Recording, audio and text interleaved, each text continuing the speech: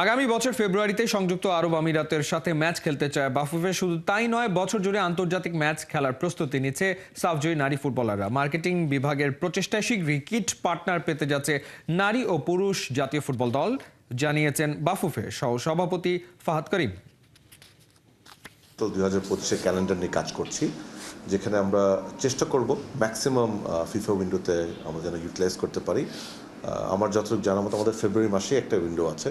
So in fact ওটা নিয়ে আমরা এখন পরিকল্পনা করছি যে ফেব্রুয়ারি মাসে আমরা একটি হোমে ফিফা টায়ার 2 উইন্ডোতে একটি দুটো ম্যাচ করার আয়োজন করার চিন্তাভাবনা করছি।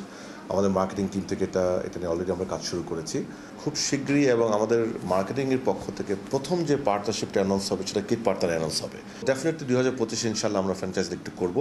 এখন টাইমিং ওয়াইজটা নিয়ে যেটা আমি বললাম যে এই উইকে আমরা ঠিক লক করে ফেলতে পারবো যে কোন মাসটাতে করবো, এবং সেটার জন্য we have a big challenge because clubs বলেন, সংস্থা বলেন প্রোঅ্যাক্টিভলি আসতে চায় না, বাট মার্কেটিং ডিপার্টমেন্টের সেটাই আমাদের দায়িত্ব যে তাদেরকে নিয়ে আসা।